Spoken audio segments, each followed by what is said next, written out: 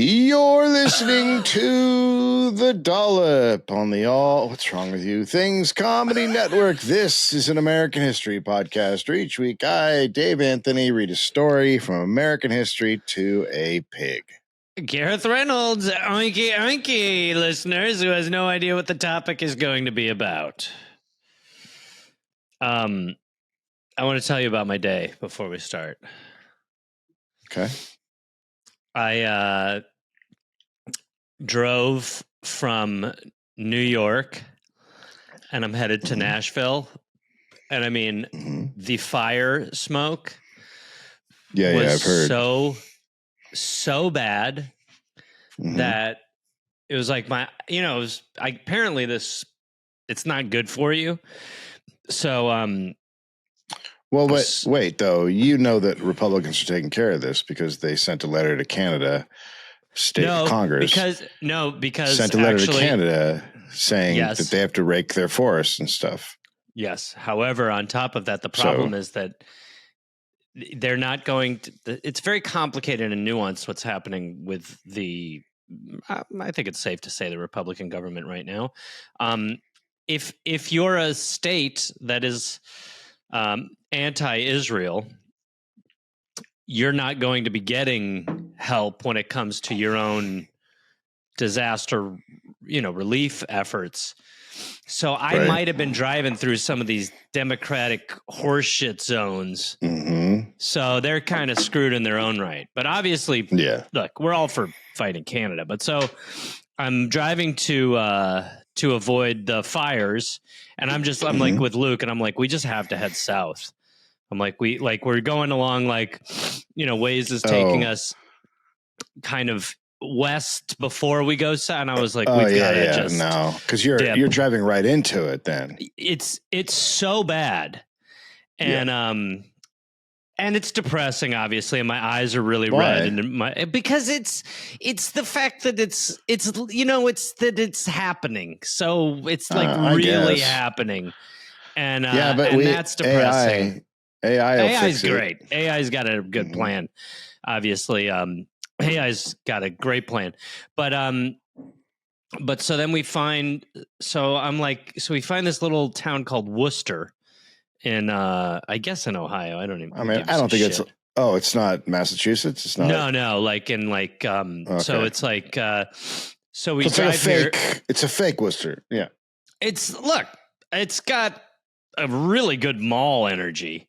And so we drive here, and then, dude, I'm at the front desk, and it's like, I'm just. I said we would start at whatever time we were going to start at, so I'm like, I have plenty of time, 20 minutes. I'm like, that'll be fine, all that, and man, the front desk experience was like, wow. So fire drove me to here, and then I had this experience with the woman who was checking me in, who literally, with my California ID, 3 different times confirmed that the address on the ID was in the United States. And the third time, I go, miss, it is a California driver's license. I was like, that address has to be in the United States. And she was just confounded, like, I don't know. And then offered me an extra bottle of water as a mea culpa, which I was like, great. You sound really sick. So, but yeah, well, she was the picture of health for sure. Well, it sounds like you had a true American experience, and I think you should be happy that you got to experience freedom. It's December 3rd, 1951. Year of our Lord J-Town, who's taking some time off. Yeah, let's go already. We're like, it's time, dude. Albert Ryo Okura was born in Wilmington, California, near Long Beach. Okay. His grandparents left Japan for Southern California in 1910, and Albert's father, Toyoshi, was a star player on the San Pedro Skippers, which was a semi-pro Japanese-American baseball league team. Okay. So I like the dad. Who cares? He's a star player. So when World War II started, he was already in the dad. He's already in the army. I got a bad feeling. He avoided being sent to Japanese internment camps because he's already in the army. All right. That's Well, I think that let that be a message to future internment possible entrance. If you can embrace our sport well enough, no. to keep your hold on. Yeah. No, it's not because of the sports. It's because of It's because he's in the army, not because he's a baseball player. Okay, so all right. Hold on, let's just rejigger this. Yeah. So if you're willing to fight on our behalf in a war, you're fine. You're good to go. Although not really, because now guys who did that are still being rounded up and put into concentration camps. Back then, that was. I'm not saying now. Now, just it's time for whiteface. Albert had an idyllic childhood in Wilmington. He had a bicycle, a paper route. Mostly spent his money on baseball cards. Typical kid, right? Sure. Comic books. He loved hamburgers. Well, love hamburgers. Yeah, no, that's now, Gareth, in the 1950s, a burger was about 29 cents. Yeah. Okay. Sure. Oh boy. And when Albert was 10, the first McDonald's opened nearby. It sold 15-cent hamburgers. Okay, that's cheaper. Hella cheaper. About $1.59 today. That would be the comparison. Okay. So every Sunday, Albert's family went to McDonald's to the drive-in for dinner, and to Albert the drive-through or the drive-in? Drive-in. Okay, so they got McDonald's and then went to the drive-in. No, the McDonald's was a drive-in. A car hop. Drive-in. Oh, like a little. People come to the window. Yes. All right, we're on the same page. I don't know if we are. And so Albert loves going to McDonald's. Can I take a time out? Just come on, let's connect a little bit. You seem like you came out of a fire and you haven't recovered. Yeah, but you're attacking me for something that's out of my power. Knowledge? It's not my fault that I drove through fire. Be my buddy. Look. Be my pal. I don't give sympathy to comics on the road. What does that even mean? What is wrong with you? Who are you? Brothers Richard and Maurice McDonald opened the original McDonald's barbecue in San Bernardino in 1940. Yeah, well, yeah. How you guys liking those ribless rib sandwiches? You muted yourself. Well, or maybe can you God mute Luke? Finally stepped in. Luke, listen, Luke. Can you mute him in the background? That's not possible. There should be one of those. Yeah. So it's a drive-in with car hops, as we explained, and it did very well, but the brothers got tired of constantly looking for new car hops and new short order cooks because the old ones would leave for higher paying jobs. Okay. Disgusting. So instead of, there is an answer here. Do you see the answer? Yeah. Kill these people. Stop them. No. Stop. They are your enemies. Once you hire a person, they are your indentured servant forever. You're lucky to get any scraps. No, you could just pay them more. Leave me, boy. You pay them more so they stay at the job. Well, I've touched a burger to the back of my hand. Taste it. Yeah. Okay. You dirty piglet. The brothers were also tired of suck my McDick, boy. What are you doing? How dare you? Higher wages. I'll take your penis. Okay, so far it's weird. Why would you? Yeah. Why would you do? Boy. Okay, all right. The brothers are also tired of teen customers breaking or stealing the glasses and the dishes. The glasses and the dishes? Yeah, it would come out on a tray, and there was glasses and dishes. I mean, again, that's what you do. I remember do you remember when they used to have the like foil ashtrays at McDonald's? Mm-hmm. Oh boy, did I steal a lot of those. I think I might have two from we were a Jack in the Box family. Ugh, you people. Yeah. What? In 1948, the McDonald's brothers fired. Oh, I already did that. Sorry. So I didn't do this. In 1948, they fired their car hops and they closed down for 3 months. So they shut everything down. Okay. And they revamped McDonald's. And it came back as a self-service drive-in, no car hops, cut out the labor. Mm-hmm. And they had a radically new way of preparing food with the division of labor, like a factory assembly line. Now employees only need to be trained to do one task.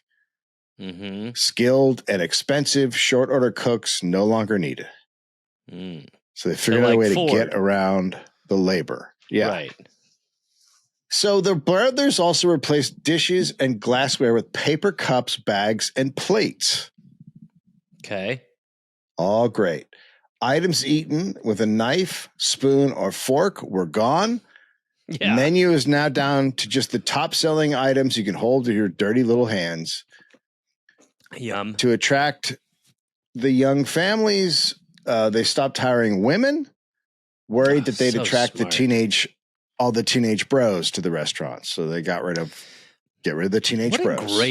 What a great barometer for a functioning society. The women will be harassed. They're unhirable. Well, then we can't have women around if young men will come. Look. Men are rapey. No more women. So with the new small menu and the patented speedy service system, it does better. Yeah. A lot better. And pretty soon they expand to 7 locations across Southern California and Arizona. Let's go. And the McDonald's method becomes a blueprint for the rapidly growing fast food industry, which directly inspires Taco Bell and Carl's Jr. and obviously many others. Disgusting. So now, Gareth, in 1954, Ray Kroc comes to a McDonald's for the first time.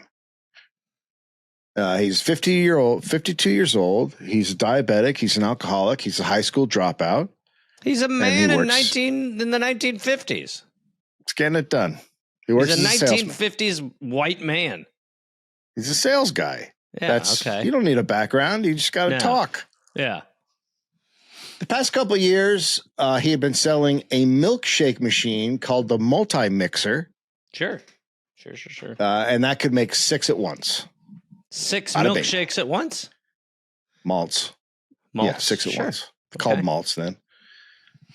The San Bernardino McDonald's had 12 of these machines. And so Kroc just couldn't believe that a place needed so many. So he went there to see why they needed so many of these machines. That's crazy. Sure, it's a lot of malts. So adding to McDonald's corporate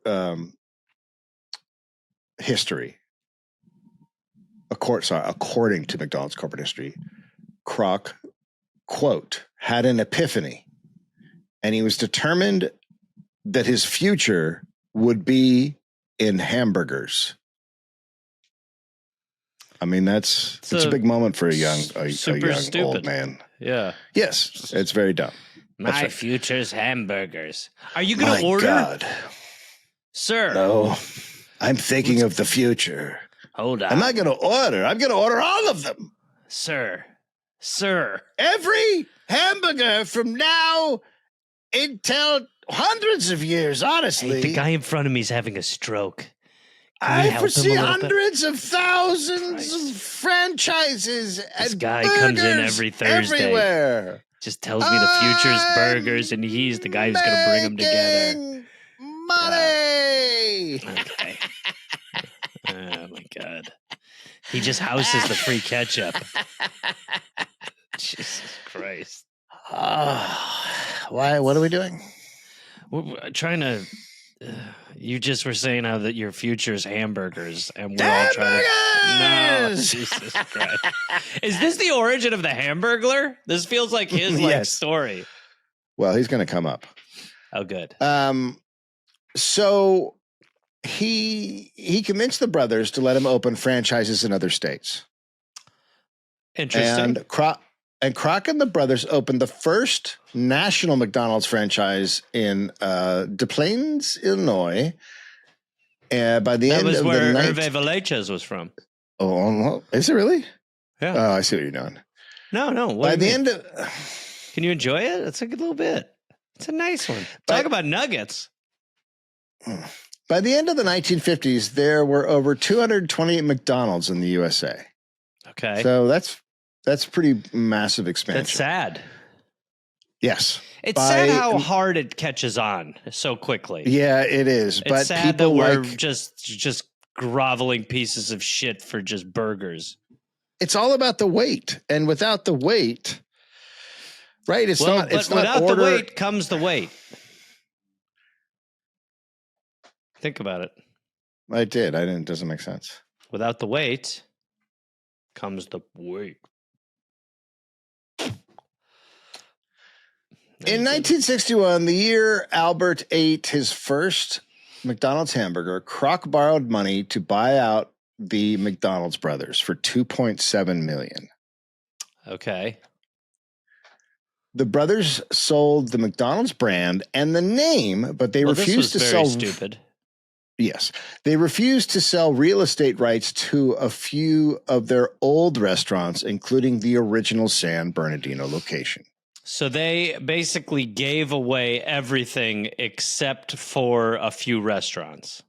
Well, they made a lot of money. I mean, that's retire money. Like, sure, they were done. They made it. Yeah, they definitely made a lot of money.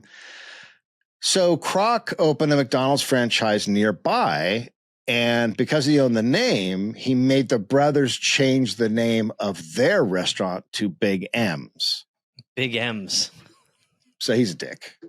That's a dick move. Yeah. Okay. That's just a dick move. Yeah. Well, so, when a fucking piece of shit capitalist comes along to like regular people, it's not a competition. You're like, oh, shit. Ever. Yeah. This guy sucks. So Kroc is a very good promoter, and he turned McDonald's into the world-destroying thing it is today, the beast. Nightmare. Now, he had met Walt Disney in World War II. They were both training to be ambulance drivers, so they were friends. That's crazy. And Kroc and Walt Disney both obsessed with cleanliness and control, and very good at selling products to parents or kids or whatever, right? Sure. So his marketing innovations, like publicity through charity, like the Ronald McDonald House. He had tie-ins with Disney movies, the NBA, the Olympics. It makes McDonald's the most recognizable thing. It's all about his like ability to promote. And right. Today there's 13,000 in the U.S. and 40,000 in the world. That's awful. Really awful. Yeah. Awful. So now Albert, he's a student still. He's okay. He's not a great student. He went to junior college because he didn't want to be drafted into the Vietnam War. Sure. Yeah, he's back. So he doesn't want to be drafted into Vietnam, so he goes to junior college, which I highly recommend for everybody if there's a war. In 1971, can I do it? Nixon dropped. Can you what? Could I do it? No, you're too old. They don't want you. Who, the JUCO or the draft? The draft. Nobody wants you. The draft would be lucky to have me. First of all, I'm not going to serve. But the draft would be lucky to have me. No, you would be totally useless in a war. Absolutely not. I would be. They'd make Mel Gibson would make a movie about me. That's how good I'd be. Anyway, we don't need to get derailed. Let me tell you why I wouldn't get drafted. Well, here's why I wouldn't get drafted. Just ask me. Attitude. You're the draft board. Just go ahead. No, just ask me. Yeah. So we're pretty excited about you. Is there anything we should know? Yeah. I'm really I'm looking forward to getting in. I want to kill as many officers as possible. Yeah. Not in training. I'll wait till we're out in the field, and then I will. I think it's called. Is it called fragging? You wouldn't be able to kill that. You wouldn't be able to kill the enemy in our barracks. No, not the enemy. My own. You're talking about killing Americans. Who? American soldiers? Yes. Well, sir, you're going to fit right in. Teach me. You're going to fit right in. All right, now do me. Now try me. Is there anything we should know about you? I'm super into poop. Well, welcome. Thank you. Welcome. We call you Ted Nugent. Thank you. Okay. Did you think that would get you out of this? No. I mean, yeah. Let me try again. Go ahead. Anything you want to say? Yeah. I'm not into poop at all. Well, we aren't either, sir. Welcome to the military. Damn it. Shit. Do you know how many, if a war happens and they start the draft, how many trans people there will be in America? Oh, yeah. That'll be amazing. Boy, oh, boy. That'll be amazing. You'll find it'll be fine. You fucking watch these fucking like Chevy Silverados with the pride flag on the back, finally covering their Declaration of Independence vocab. It's just like, all right, no, we're just going to need you to say that trans life matters. Of course. I'm trans. I'm a trans them. We looked on your Twitter bio and it just said he, him still. I'm changing that. This just hit me. Okay, so in 1971, Nixon dropped the draft, and then Albert dropped out of school because that's the only reason he was in school. Sure. And he starts working as an assistant manager at Burger King in Torrance. So he's kicking ass. He really loves hamburgers. He really, it wasn't kidding when I said hamburgers. Yep. He moves up the ranks. He becomes a store supervisor. Now, at the time, he was the only non-white person in BK management meetings. Okay. But they don't talk about him in history books as far as like being that groundbreaking of that's first Asian American to be in Burger King. Jackie Robinson of Burger King. Yeah. Thank you. It's weird. But Albert he doesn't really think himself as a minority, just a regular American. That's how he views himself. He's just a regular old American.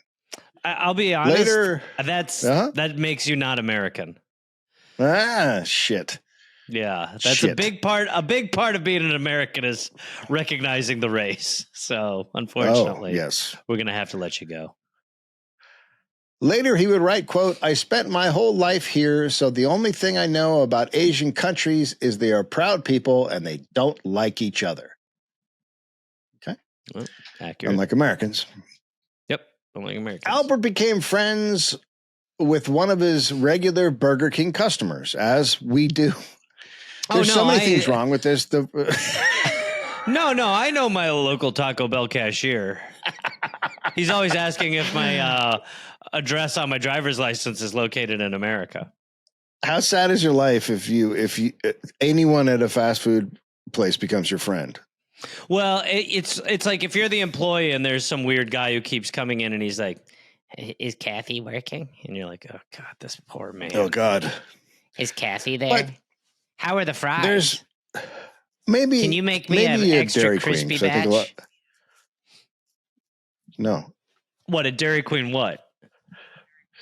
I think he becomes with people at a Dairy Queen because it's a different animal. It's a crazy statement. It's a friendly joint where everybody's family. No, like if you're talking about like you're BFFing with like an employee at Schlotsky's Deli, well, now I get it. Yeah. Schlotsky's, you're in there for Wiener Schnitzel? No, what about Der Wiener Schnitzel? Nazi. Panera? What?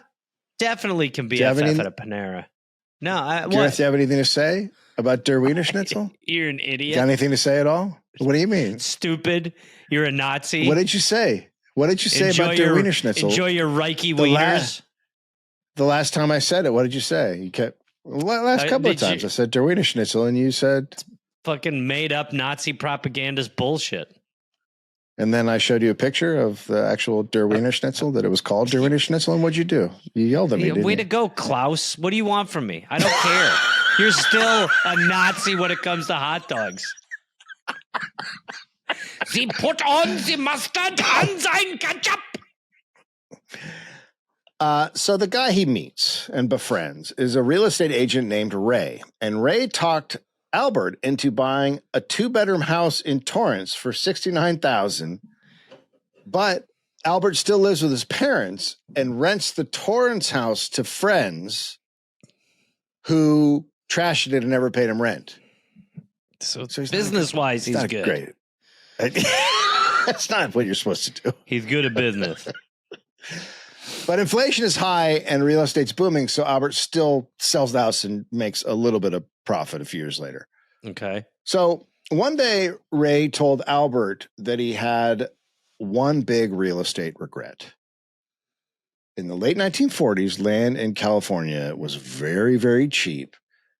So cheap that Ray could have bought his own town and been the mayor, the chief of police, just been his whole empire's town. Sure. But he never did it, and he regretted it to this day. And Albert never would forget Ray's story. He was always like, that's an amazing idea. I'm going to make a city called Hamburger. I would go to a city called Hamburger. Yeah, you'd probably go to Der Wiener Schnitzel, and you'd do whatever they told you to do. Be a good little soldier, wouldn't you? Wouldn't you? When I was a child, I went to Der Wiener Schnitzel quite a few times. Is that right? Because it's real. It's a real place. They teach you how to march? That's why. Huh? Did you get a little armband? Huh? Did you join their little program? Huh? Did you? You're a good little boy, David. Yeah. Terrible person. You're such a good boy. Now, eat the Wieners. Eat the Wieners. I don't like your stereotypes. Now remember, there are certain people who won't eat the Wiener Schnitzel. They're not the chosen people, David. We don't need you to help with that. They must be dealt with accordingly. Disgusting. You and your drunk dad. Your dad drunk on gin, taking you to Der Wiener Schnitzel. No. First of all, my dad drank cheap whiskey, and secondly, he would take me to Taco Bell. And why did he take me to Taco Bell, Gareth? Because Matucci's was next door, and he could go in and drink while I went to Taco Bell. How many drinks can he drink during a Taco Bell order? Well, he'd stay in there for 2 hours. We'll get another burrito. Dad, this is my 4th meal there today. In 1981, Albert was managing a Del Taco in Carson. Boy, he really was real about this. This was a path. A young boy fell in love with fast food. What are you going to do? They don't have burgers, though. So an El Pollo Loco franchise opened up across the street, and it's the first El Pollo Loco that Albert has ever seen. And customers were lining up around the block 2 hours before the restaurant opened. There's so many indicators for why this country should have been nuked, and this is among them. It reminds Albert of when he was 10 years old and the first McDonald's in Wilmington opened, and there were lines that night for the McDonald's. It brings back his childhood. This is one of those wonderful, wonderful moments.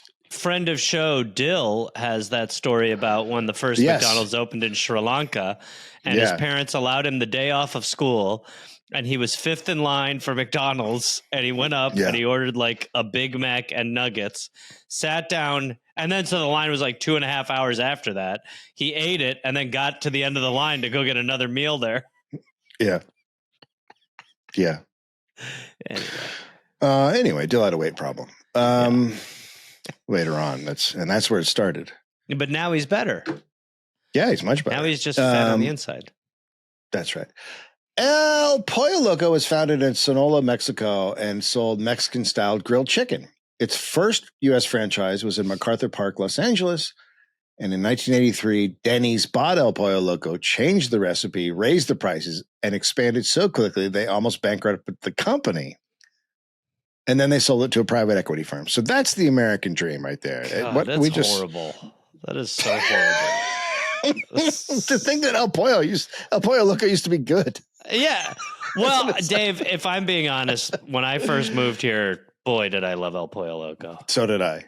I mean, but you know what? El Pollo Loco. The quality was much better back then. It's horrendous. I have not been anywhere near one in it's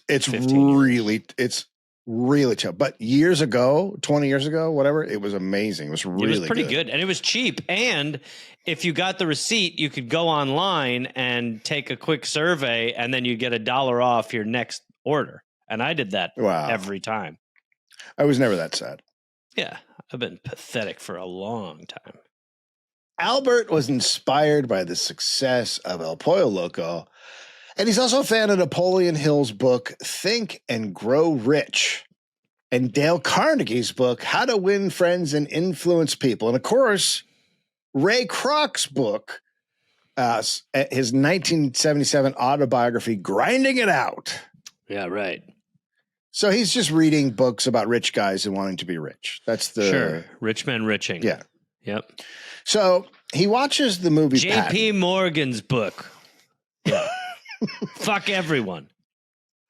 So he watches the movie Patton, and he starts to think pretty strongly at that point that every man has a destiny.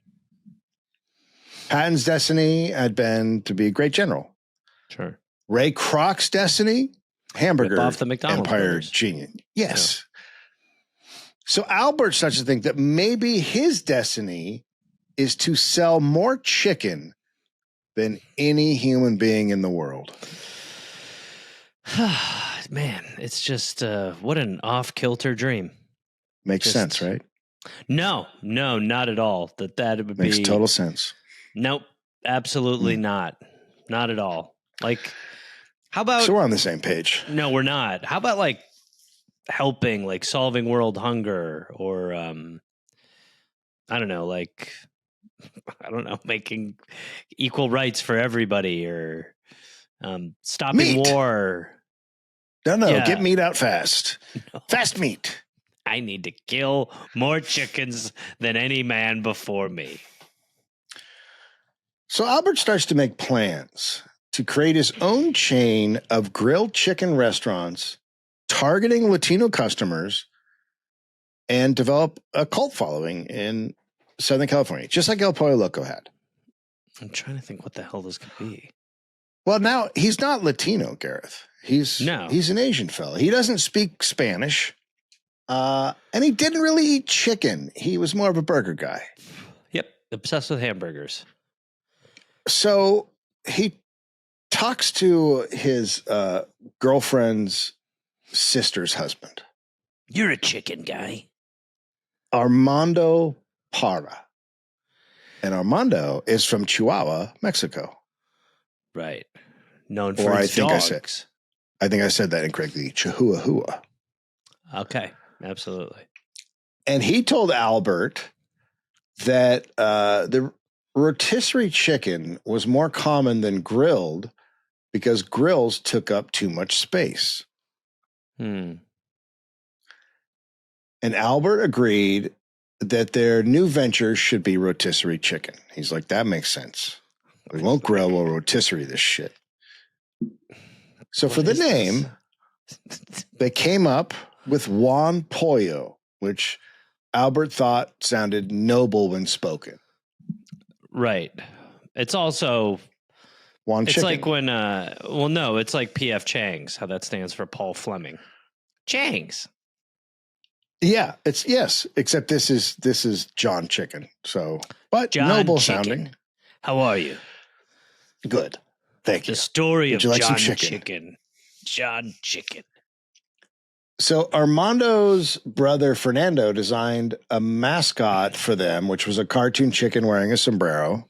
So they're killing it right now. They're hitting everything's getting hit out of the park. Robert Smigel did that hilarious fake chicken commercial where it's like the chicken keeps talking about how good he tastes. It's always weird when the spokesman is the thing you're eating. Mm-hmm. Like when the chicken is like, come on in here. My brethren are being genocided. Yeah, like Ronald McDonald. No. I'm in the burgers. This is made from 100% clown meat. So he looks for investors. His first investors were Uncle George Komatsu and his son Robert Komatsu. George is a distant relative who owns a strip mall in Ontario, California.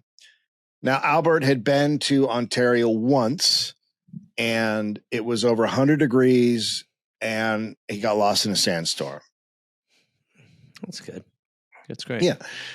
But George was willing to invest because if the restaurant failed in the strip mall, well, then it could be a tax write-off. So it works. Oh, I didn't even realize how any of that worked. Okay. Yep. So Albert had a lot of respect for George's ability to avoid paying taxes, and he called him the human computer. Sure. Absolutely. So Albert moved to Ontario, and he lived in a trailer park behind the restaurant as... At any point, is he trusting the human computer? He's like, maybe the human computer isn't so awesome. So not a trailer park. He in a trailer parked behind. Oh, he just parked the trailer out back. Sure. Yeah, that's where he lived. By the way, we're pretty close to doing that. Pretty close. This is You and I specifically, I mean. Yes. So Albert buys a rotisserie oven, and Armando created a marinade, and the Juan Pollo restaurant opened in January 18th, 1894. 1894? That would be amazing if that's... Sorry, 1984.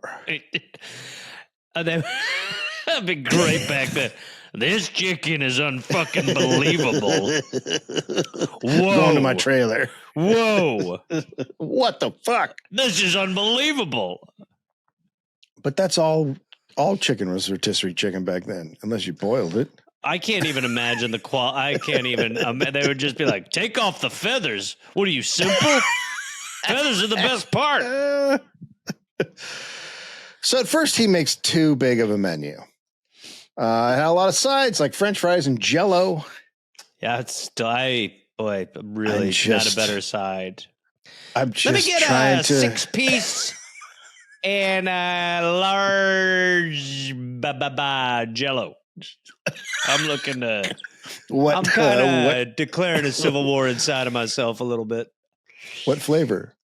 I'll do orange Jell-O, please. I'm going through a pretty bad divorce. So I'll get you know what? Do you guys do just skin? Could I just get like a bag of chicken skin and then a bunch of orange Jell-O? I'm going to go to the car and take my own life. That's fair. Is that possible? We have a special parking lot over there for life takers. Oh, that's great. Yeah, that's perfect. Oh, I can see. Yeah, that looks like a cemetery. That'll be great. You know what's interesting is everybody who does that orders the Jell-O first. Well, Jell-O's a must. I mean, it's you could really get it down you with a lifeless chew. That's what I love about Jell-O. Like, if you don't want to chew Jell-O, just keep your mouth shut. It'll liquefy and do its own business. That's right. Oh, by the way, the chicken's to put on my face. Okay, I don't need to know anymore. Actually, yeah. Thanks. I'm gonna pretend to be a severely dehydrated man. Okay, and then I'll go to the car. Well, anyway. our chicken's very moist, so. Wow. After a few months, he scales down the menu and he just starts selling the top selling items, just like the McDonald's brothers did, right? He cooked thousands of chickens to perfect his rotisserie method, and Juan Pollo starts getting really great reviews in the local press. And they built up a loyal customer base, and they expanded to more locations in the Inland Empire. I love the local press being like, wow, this fast food place is really good. I mean, that's what it used to be. It's really weird. But I mean, it was a better quality of food, obviously. It was. The chicken, all of our food tasted better back then. In 1991, Albert wrote and copyrighted what he called his legal pyramid scheme. Absolutely. A key part of that is that word legal, Yes. because that helps you a lot in court. So it goes like this.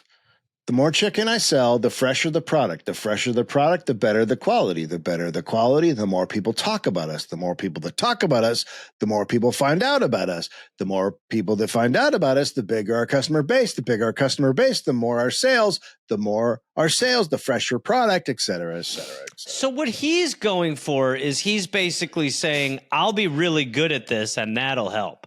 As opposed to now when they're like, how do we fuck everyone and still make shit? Everybody. How do we fuck everyone so hard and we still make everything and they get shit? How can we put the cheapest, worst food in these fucking idiots' mouths for the most money? What is the bare minimum standard that we can put in these fucking slaves? And then when they get sick, it's not our fault. That's right. So a pyramid scheme is fraud, right? You bring in investors and you defraud everybody. Right. But Albert's legal pyramid scheme is not actually a pyramid scheme, but he arranged the text in the shape of a triangle anyway. Sure. I don't know why he's like there's a really great way to do this with arrows connecting to each other as like it's an evolution. It's just the passage of time, how this affects each other positively. But he's like, no, I want to show that look, I want to get all that pyramid scheme clout without all that nasty ripping off. So he comes up and writes a 50-year business plan. Wow. And outlines the plans for Juan Pollo. He outlines the plans for Juan Pollo's growth decade by decade from 1991 through 2051. He'd be 100 years old at that point. So he did all the way up until he's 100. Sure.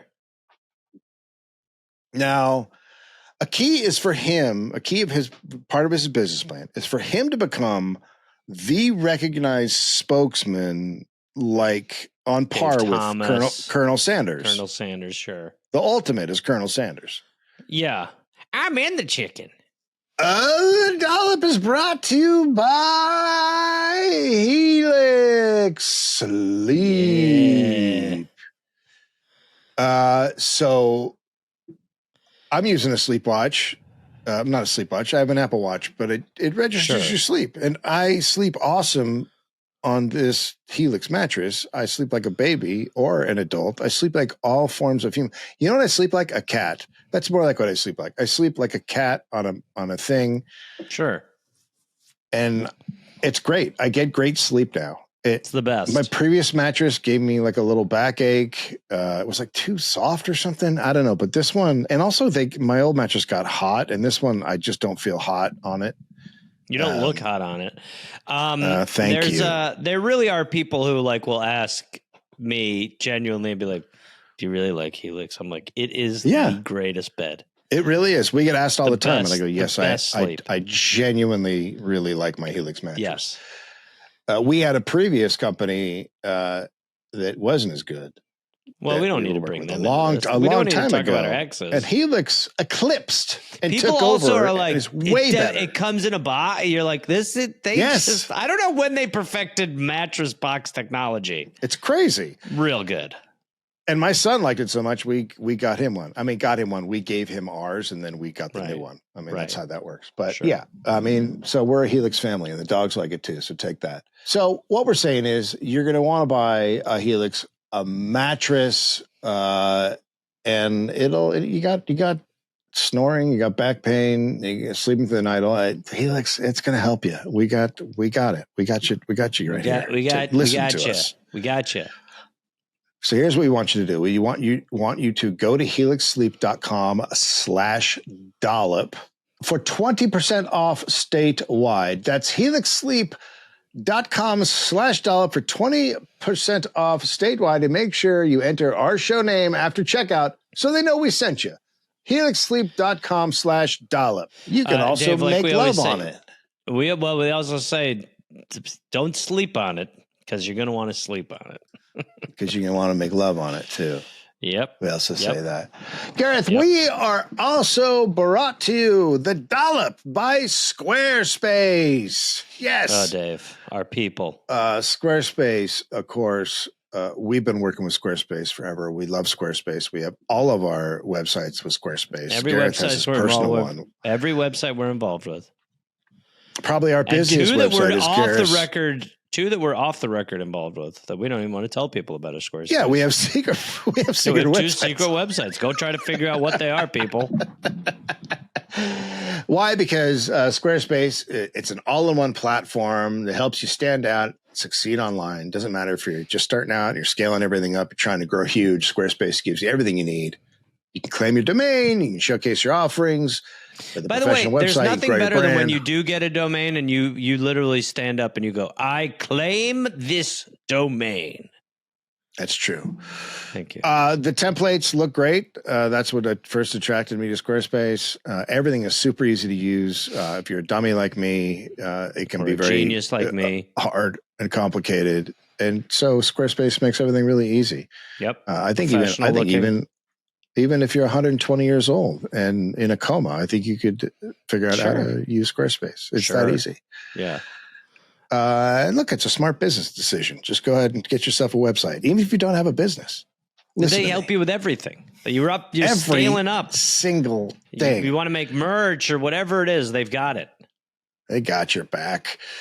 So look, go to squarespace.com/dollop for a free trial. And when you're ready to launch, use offer code dollop to save 10% off your first purchase of a website or domain. That's squarespace.com/dollop for a free trial. And when you're ready to launch, use offer code dollop to save 10% off your first purchase of a website or domain. Tell them daddy sent you. Nope. Cut that out. We are also brought to you by Hims. Look, Hims can't solve snoring or blanket stealing like Gareth does to me. But when it comes to performance, yeah, they got you covered on that one. Oh yeah. Take control of ED with personalized treatments made with proven ingredients, prescribed by licensed providers, and 100% online. That is 100% online, which I think is key. Because look, ED's a lot more common than people think, and now it's super simple to treat.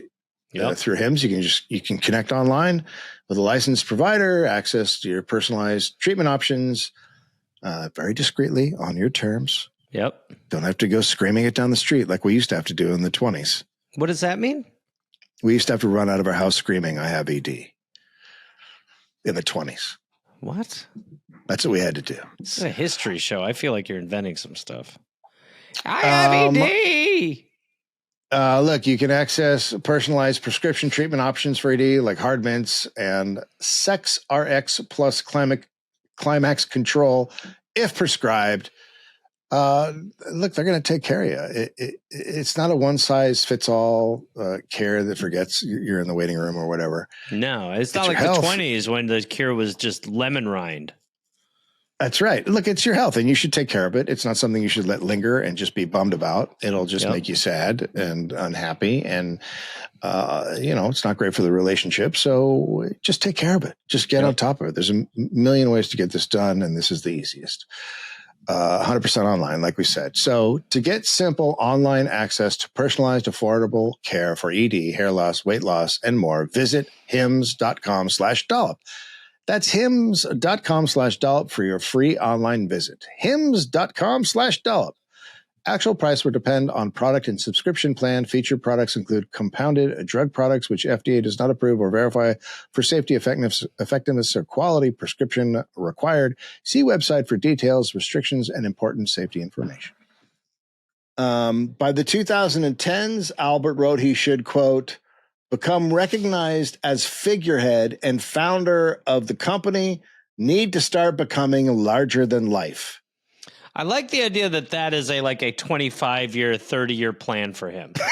Like he's not able to pull that off in 5 years, 10 years. Now I unveil who I really am.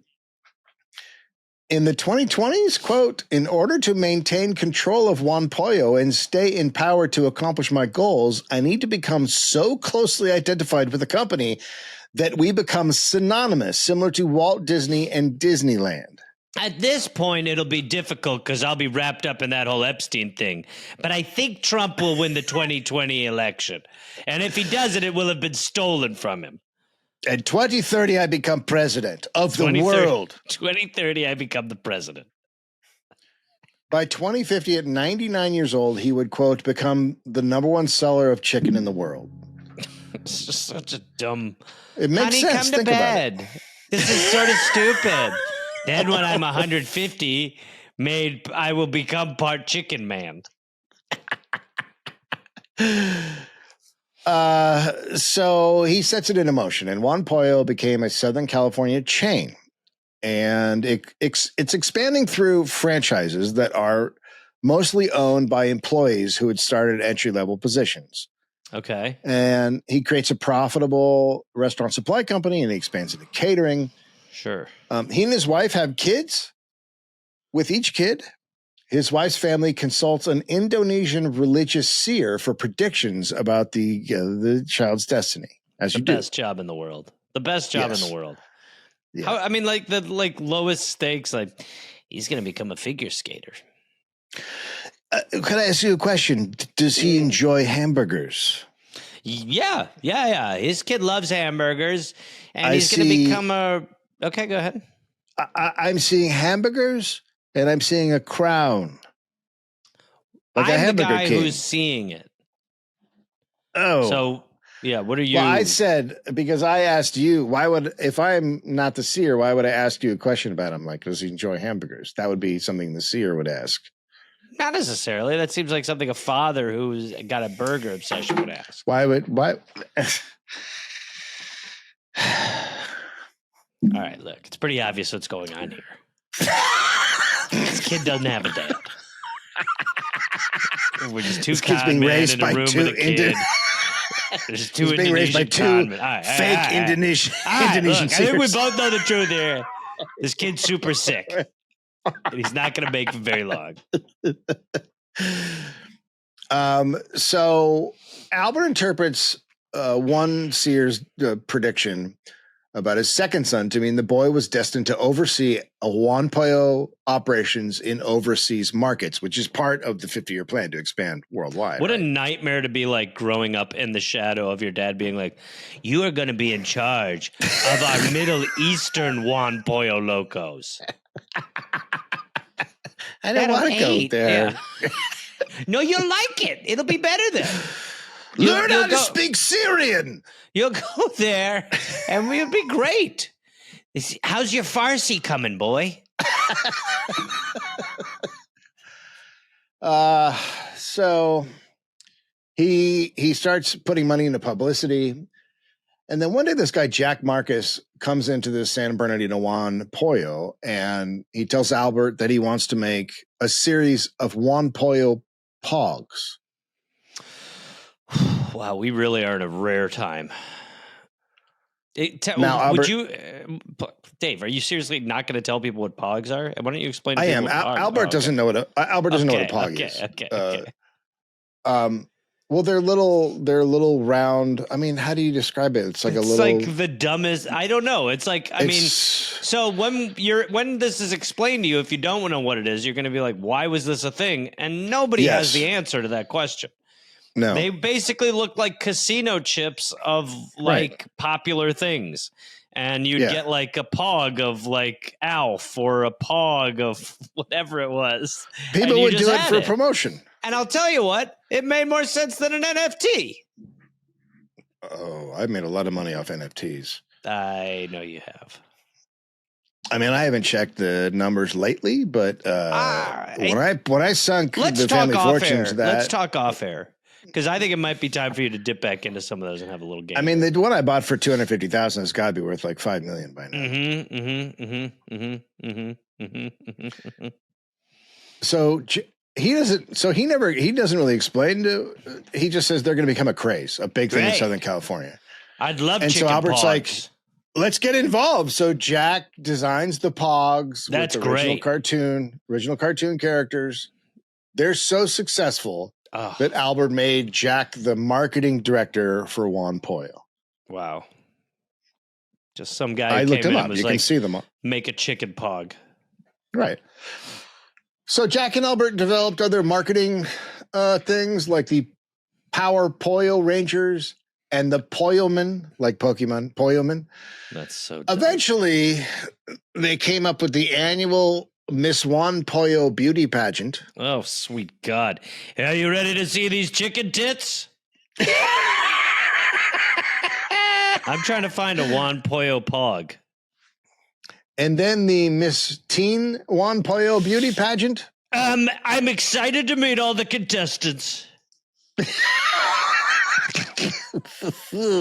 Yeah. I'm going backstage at the chicken pageant. You can't find them. I found them immediately when I... Is that some sort of... I only use AI, and it's just showing me a chicken. It's reassuring me these are the pogs. Oh, interesting. Now they aren't coming up. Well. Not so hot now. Oh, but I found them yesterday. Oh, I might not have used Google. That might have been what it was. I might have used something that actually works. I'm not sure what your problem is. Is anybody using Google anymore? I am. I'm hanging in there. I'm not using the AI part, but I'm still using it. You're still using Google? What are you using? Yeah. I use Brave or I use Brave. DuckDuckGo, but I like Brave. Brave seems pretty good. I do a lot of Pornhub search engine stuff. Nothing's coming up with the one. What are we doing? Plug, but I am seeing right a huge dong. I saw Juan Pollo. Oh, I got the dong. Yeah. Well, this is good. Cool, this is good. This is good radio right here. Yeah. Well, we're not doing radio. Just Pog Boy. So they got the Polloman, like the Pokemon, they got the beauty pageants, and then they came up with the Juan Pollo Chicks, which were an all-female promo team that wore mini skirts and would go to local events. I love how like this is genius shit.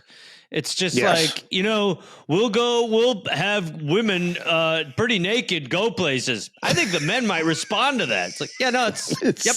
Way to go, genius. It's literally, what took 10 years for you to just be like, yeah. It's like the guy, it's great that like Hooters is failing now because it feels like finally maybe people are like, it's pretty weird. But there were like so many ripoffs of it, and they were like the guy who was like, I call it Twin Peaks. It's a bar, and you could see down women's shirts when they worked there. It was like, wow, way to go. Where'd you come up with this?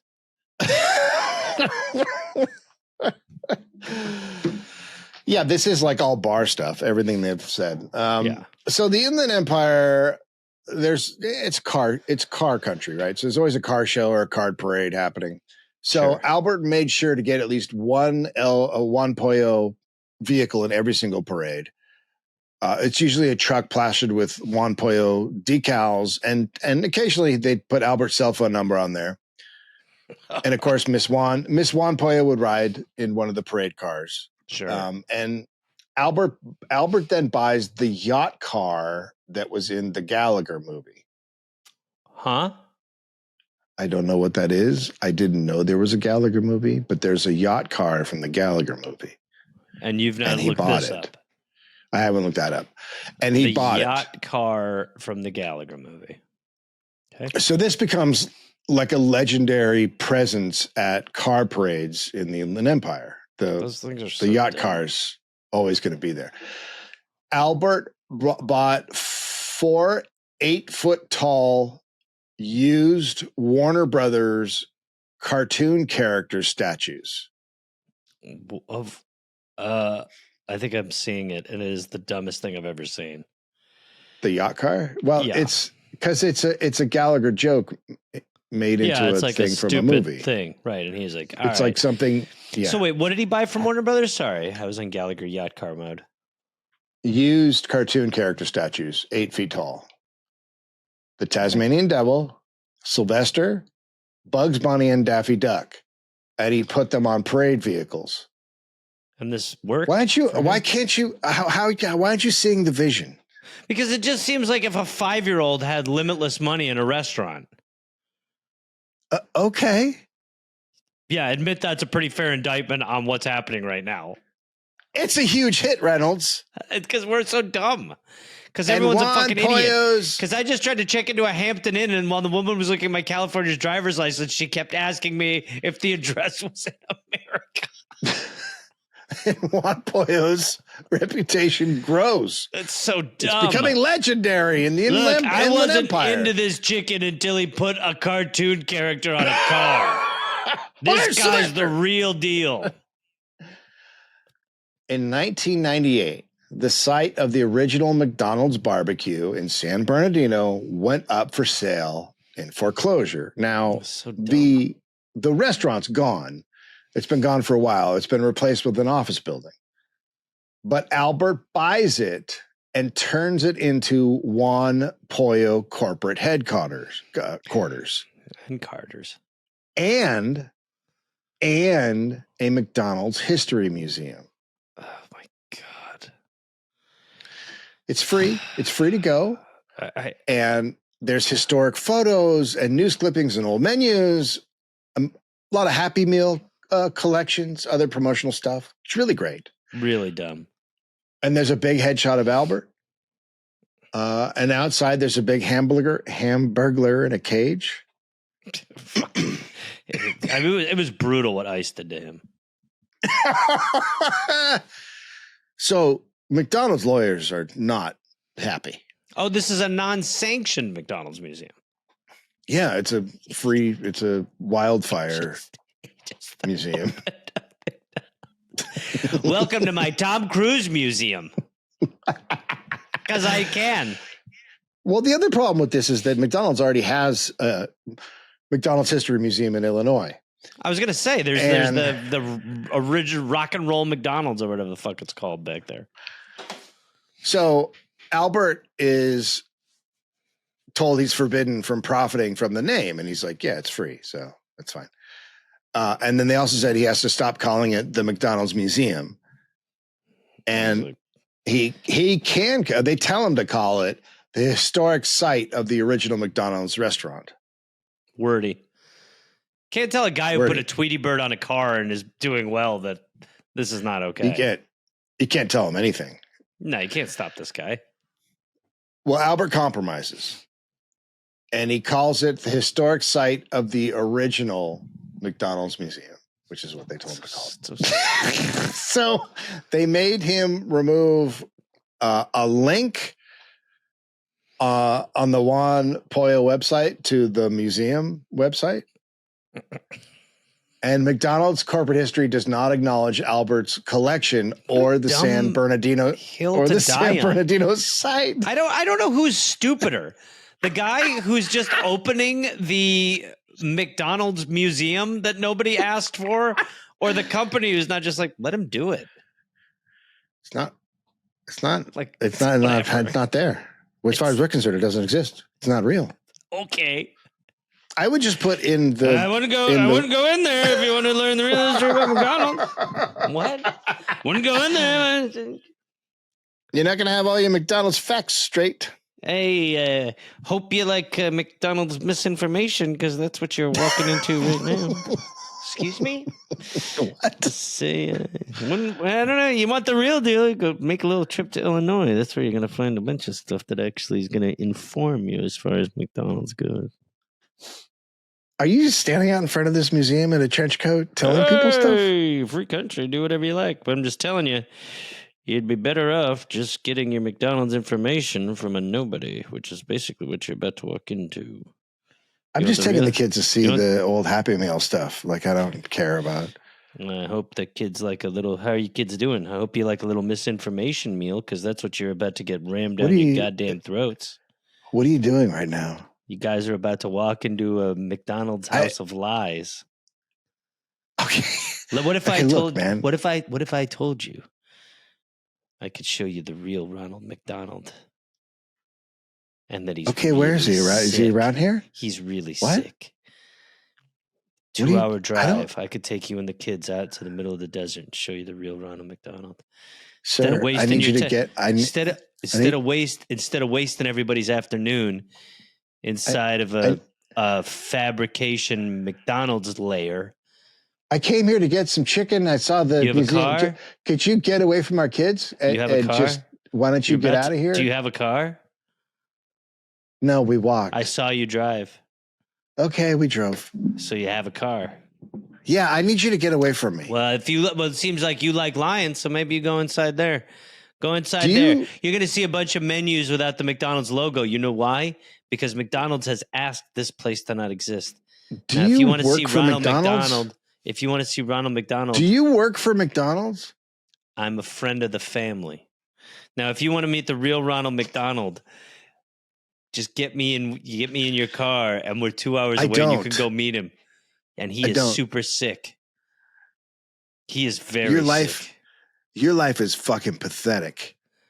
I'm just trying to take down what is a house of misinformation. Did you hear? We're a Jack. We are a Jack in the Box family. Did you hear what I said to you? Yeah. I can get you to Ronald McDonald in 2 hours, and he's dying. I don't give a fuck. He needs help. Good. He needs a new heart, if you must know. That's fine. Let him die. What if I told you? Fucking weird. Okay. I'm either not going to let you go in there, or I'm going in there with you. Period. I have a handgun. Period. Yes.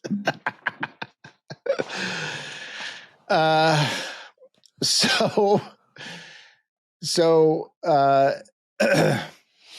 they're not acknowledging whatever. It's just weird, but sure. They don't make him. They don't force him to shut it down. I think that would have brought more publicity. So in an interview, Albert said, "quote I feel it is my destiny to own this property." Okay. Buddy, I don't think you know what destiny is.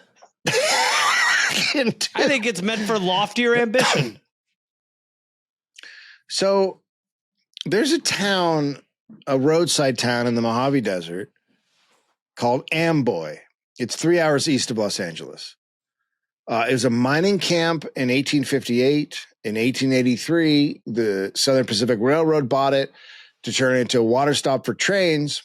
In 1939, Herman Buster Burris moved to Amboy with his wife and in-laws, thinking his in-laws, Roy Crowell, and they hoped it would become a boomtown. That's why they moved there, and it did. The next year it did. A mill was built to process gypsum and salt. The population exploded to 600, and it's on Route 66. So drivers are stopping there all the time. Sure. It has a church, a post office, a school, an airplane hangar. Water came by rail, and Buster and Roy built a garage and a diner and a 30-room motel. They sold tires and gas and milkshakes. Business is booming. Sure. But in 1972, Interstate 40 was built 10 miles north, just killing Route 66. Sure. No longer the primary east-west highway through the U.S. Road and traffic just plummets. And in 1980, the population is down to 150 people. 10 years later, it's down to 24. It's a sad 24. But now Route 66 tourists are coming, like people who love the old route and want to, that whole thing. People still are into it. Yeah, they're keeping Buster's business alive. It's kicking along. Diner's downgraded to a convenience store. After 50 years, Buster decides he's going to put the town up for sale. Jesus Christ. 90 acres. Gas station, motel, a diner, hangar, water towers, everything. For $2.5 million. Now, he doesn't want to sell it to just anyone, Gareth, because it's a wonderful, Amboy is a wonderful town. Sure. And he wants someone that's not going to tear down the motel and the diner, keep the spirit of Route 66 and Amboy alive. It's not even a diner anymore, as you've acknowledged, but okay. You stop it right now. Well, I'm just saying. Buster, quote, if I was 20 years younger, I wouldn't sell under no condition. But I can't get people to do things The younger generation doesn't want to work. They're not reliable. I love that argument that just is always there. Always. Young people hate working. They hate I love it. that. Like Gen Z people are just like they say we don't want to work, and it's like they literally called us slackers. Our entire generation, they called us slackers. Well, and I also like, if you were Gen Z, wouldn't you just be like, yeah, no, it's like there's like nothing good to do. There's no reason. There's no reason to work. No point. Yeah. Don't you want to get a good job and retire? Buddy, I'm going to be fighting marauders. Don't you want to use your car to drive strangers around so that you can get sick and not have health care? And then you won't even have enough to afford a place to live? Come on. And then if you do, it burns down. And then nobody will take care of you because you didn't support Israel? So Buster found a buyer, but the new owners, they got foreclosed on really quickly. So Buster dies, and then his widow puts it back on sale. Same terms. In 2003, Amboy was then one of 3 towns listed on eBay as a promotional campaign for the website. What a weird world. Right? I'm going to go buy Amboy on eBay. Well, I just Albert bought a city. It. Of course he did. Of course, Albert bought it for $425,000 cash. Sure. Others offered more money, but Albert promised Bessie he would restore and reopen the motel cafe. And that was enough. Right. Albert, quote, "I believe my destiny involves that town. It's hard to explain. Destiny, it is hard to explain. Because it makes no sense. How many people can say they own a town? Like, who gives Destiny. a shit? It isn't, you idiot. Everything that I think I want to do is destiny, Everything Reynolds. I do, I was meant to do. My son will be running my franchises in the Middle East. He spent at least $1 million restoring Amboy. Oh, my God. He had to redo the electric, water, and septic systems. He reopened the gas station. He restored the lobby of the motel and cafe. It's so funny to just be like, when he buys it, then he's like, wait, what? Yeah, the whole septic system's totally screwed. Oh, my God. So that's going to be like $1.2 million. Otherwise, your town's going to be covered in poop. Do you think this was in his pyramid scheme plan thing? Oh, no, it is destiny. We're way off. It's really We're weird. way off course. Not sure what's happening anymore, to be quite honest with you. I'm pretty sure I'm supposed to own an old ghost desert town. Yes. Does that make sense? Absolutely, Albert. This is your destiny. Okay. I keep hearing that voice in the back of my head. It just keeps saying yes. Yes. Every time Albert. Yes. This is your destiny, Albert. Everything you do's right. Now, where are those jars with your pee? Oh, I've been saving them. Good boy, Albert. They're in the bunker. Good boy. As you requested. You're a good boy. I wish you would stop saying that, You're though. a good little boy. Please, God, stop saying that. You're daddy's little baby. God, I love you. In 2014, he self-published an autobiography, Albert Okura, the Chicken Man with the 50-Year Plan.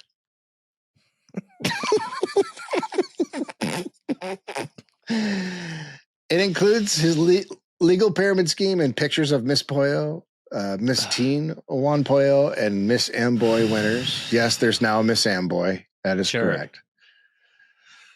Around 2018, Daredevil and stuntman Mad Mike Hughes was launching a homemade rocket in the desert, but he needs a launching pad and he needs sponsors because that's expensive to launch a rocket. You can't just.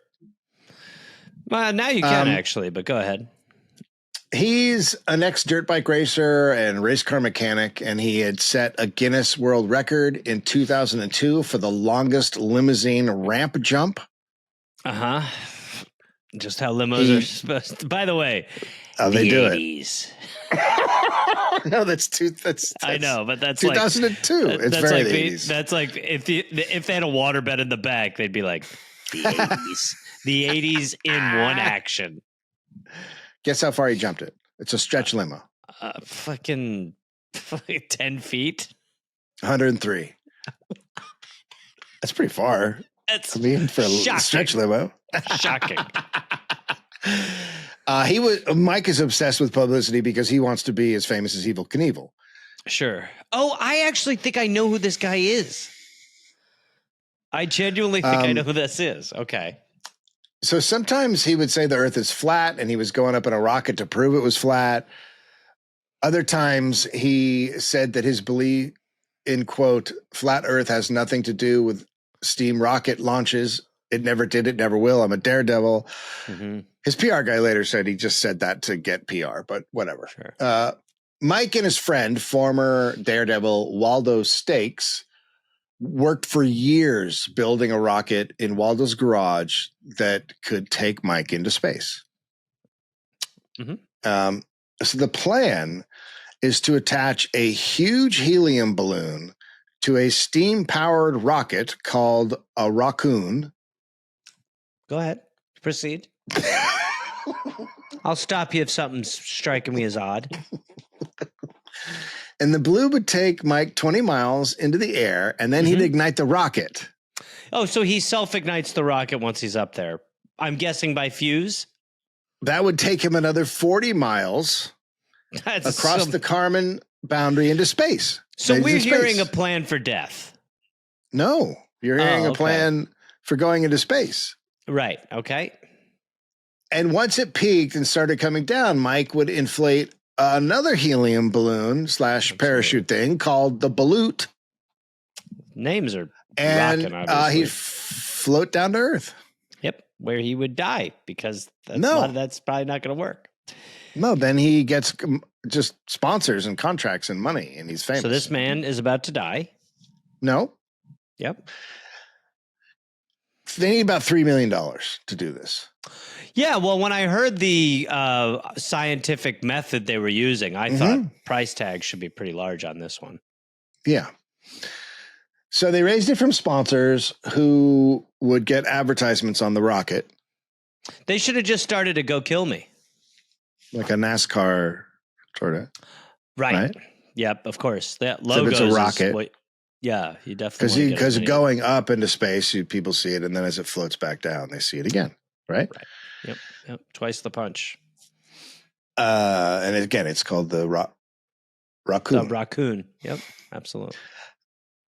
And they did raise money from sponsors. Sponsors came to advertise on the rocket. One sponsored was a dating app, HUD, HUD. And on the side of the rocket, it was supposed to say, dating isn't rocket science. Right. So they're looking for a big portion of it. By the way, HUD sounds like it doesn't sound like a dating app. It sounds like the discharge that comes from an STD. So that's good for them. You're thinking of Chud.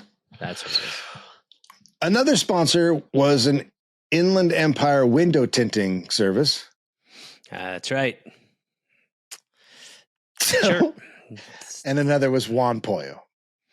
Like that he's getting he saw the tinting business. He was like, we better move. This thing's really taken off, pardon the pun. Mike and Waldo did a test launch in 2018. Mm-hmm. It didn't go well. Really? And Mike ended up with a spinal injury. Oh, Mike was on it for the test launch. He did a. I would say just do the launch if you're going to do that. What's the point in testing it? That doesn't seem to make a lot of sense to me. Well, you do it with a dummy, and you go, "Oh, that might have messed up." But okay, interesting. Well, he's a man. He's not a coward. You know what I mean? Right. Yeah, for sure. So he has a spinal injury from his launch. I think when we sent men into space, there were no tests, anything. We just put a man right in. No, I think we put a chimp in. Put a guy right in. Nope. In 2019, they did a second launch, this time from Amboy, because Oh, right. Perfect. Albert's there to watch. Sure. This one, though, you're right. It was unmanned. Let's just see what it can do. Okay, good. It's essentially they're just doing this one for publicity for the next launch. Right, to kind of drum up And the that death one- that'll happen soon. Right. That one Mike will be in, and he'll become a Right, hero. he'll die. Yep, right. Unfortunately, the second launch did fail. It didn't go well, but it did lead to more publicity, right, and 'Cause it more was money. such a train wreck. Oh yeah, I definitely. Yep. Yeah, And like maybe a afterwards- casket service could put their name on the side, or maybe a cremation business or something like that. or a balloon company, or like a balloon landing, company, like landing maybe soft, like a mattress. maybe the balloon company that they don't use, and you could be like, our balloons actually work. a mattress company for when you land, Yeah, like softly. a widow therapy. Yeah, tons of stuff could go on there that I think would make a ton of sense. A will notary. A Science Channel reality show came on called Homemade Astronauts. Hey, So now they're filming this. absolutely. So it's all this is going as this planned. is legitimately a good idea that it's happening. Yes. So the third launch was outside of Barstow on February 22nd, 2020. Now, is Mike a part of this one? Yes, the reality show is filming, and so Mad Mike is a part of it, and Right. the rocket goes up. He goes up in his fucking homemade rocket. Right. And then he comes down in his homemade rocket and he dies. Yeah, right. Oh, 'Cause- wow. Really shocking that, crazy that didn't work out. I'm fucking floored, obviously. That's crazy. So, Yeah. can I ask you this? What did he die from? I don't know. I think Drowned? maybe COVID. It seems like, yeah. Wow. So crazy that this plan didn't work. Yeah. Gosh, I could only imagine that Albert would wonder how he felt about this whole thing. Because he basically paid to have a man killed. Well, we don't know if Robert was there. There's no Albert. For sure confirmation that he was there. Right. But there were a lot of reporters, and Albert did put money in. So he's probably there, but we don't know. Right. The rocket and Mad Mook's jumpsuit, just like a NASCAR team, displayed the names of his sponsors, which included Juan Pollo. So he's probably there. Yeah. Boy. Now, Albert's father, Tyoshi, lived to be 100. Great. So this is perfect for Albert's plan. In his destiny chart, did it show that Mad Mike was going to die from a rocket that he took a balloon to try with? It didn't, actually. Interesting. Yeah. Interesting. 100-year Tyoshi came to work with Albert regularly until he was 99 years old. Great. So you can see where he got to be an idiot.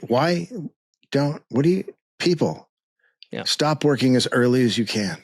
The whole game is Yeah. to not work.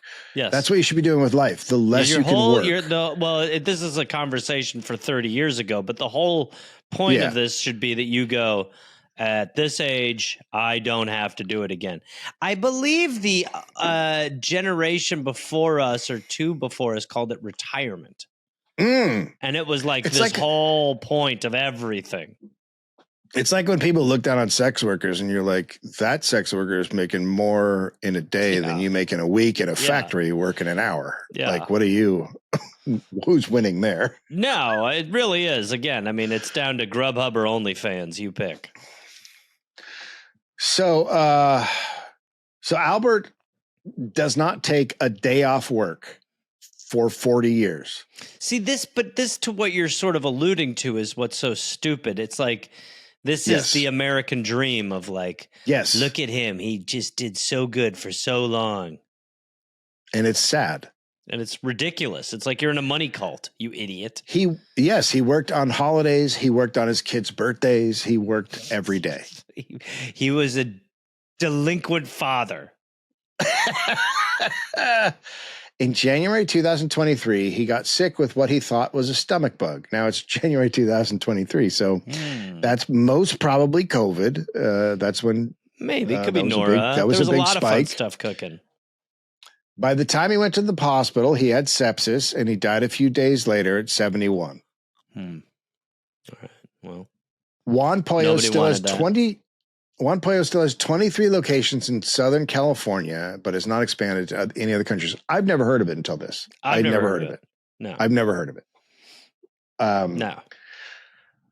Albert's son Kyle became the owner/mayor of Amboy, and social media upped Amboy as a tourist destination. So Europeans going to national parks are the most frequent visitors to Amboy. This is what they call their best chicken. Olivia Rodrigo filmed a music video there. Wow.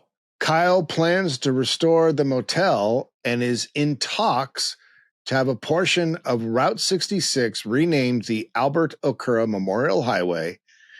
And recently he unveiled a 15-foot tall sign portraying Albert Okura with the text, "Restoring Amboy was my destiny."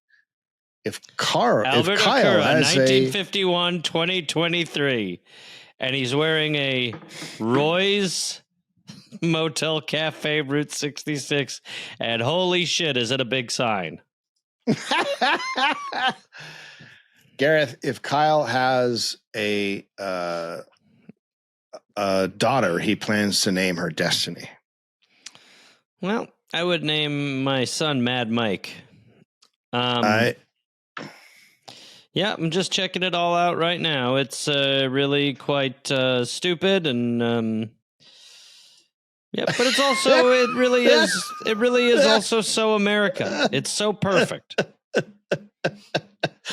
It is the most American thing of all. Yeah, we America. are just. I think Kyle's all over the social media. To be quite honest with you. Is he? Their February 14th Juan Pollo post. It's him and a woman feeding each other drumsticks like lunatics, and come celebrate Valentine's Day with your special someone at Juan Pollo. It's really not come celebrate Valentine's Day. It's come serve your future ex with papers at Juan Pollo. What are we? Well, what a strange little story. And I have to say, if you go on their social media, it feels like they don't really know how memes work. Seriously, it's that bad? It should be. It's pretty bad.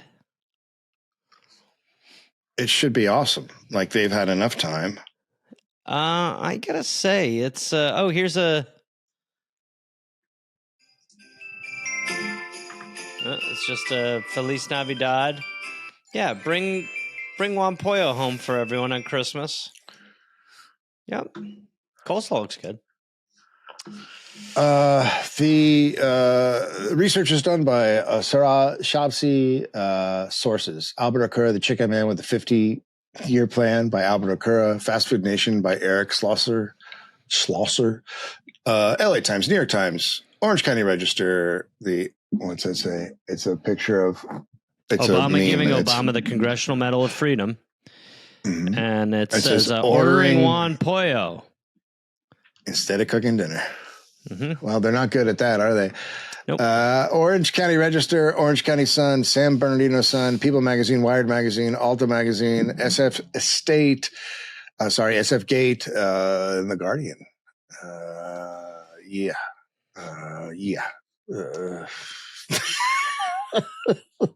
It's just America. It really is like they're just really abusing this. This one. They're really abusing their meme generator. It's a woman whispering hotly into a man's ear, very close up. Juan Pollo, rotisserie chicken. And then his arm hairs are standing up. His arm hairs are standing up because that's good. Okay. Our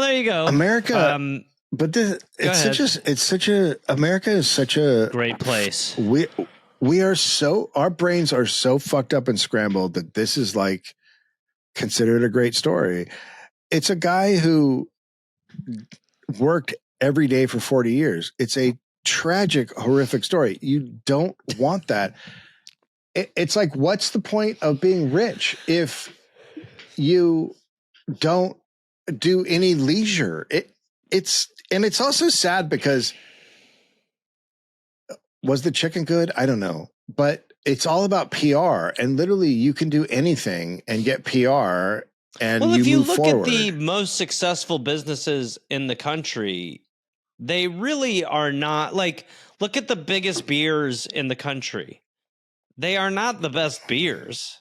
Ever. They are the worst beers. They're Yeah. just like, so it clearly is not the capitalist thing. Is that it's like it incentivizes the best product. And it's like, no, it doesn't. It incentivizes monopolies and slave wage labor, and that's really what breeds success. Bribing the government. Yeah. Like Coors Light is everywhere. It's not even beer. It's not. It's just like beer flavored water. Yeah. And people are like, well, I like it. Well, that's not something. And McDonald's. I mean, that food, like, I think that all the time when I like anytime I'm in a 7-Eleven and someone's ordering dinner, I'm just like, sir, literally walk a block. Go eat at Walgreens. Like, I'm just telling, like, there is a better I know it seems like this is, but we're just wired to ubiquity is the best. And it just isn't. I don't understand people have ever eaten at a 7-Eleven. Like, what are you doing? It's like there's no lower form of food. Like, you're at the bottom. It's really bad. If you're eating wings from a 7-Eleven, like you really, if you see someone ordering wing, and this is not even down to price, because some people could be like, you could go get cheaper wings. Yeah. Somewhere else. Yeah. Like, it's like, why are you doing it there? Only if you're shit-faced out of your mind. Even then, drunk you should be like, I can do better. I saw a guy ordering wings in front of me at a 7-Eleven, and as he was getting the box, I just hugged him and I just go, it's not your fault. It's not your fault. Well, there you go. Right, well. USA. Hey, okay. Thanks for stopping by the Dollop. Yep. We'll see you next week. Is that our dine in or take out? That's it. Rotisserie chicken.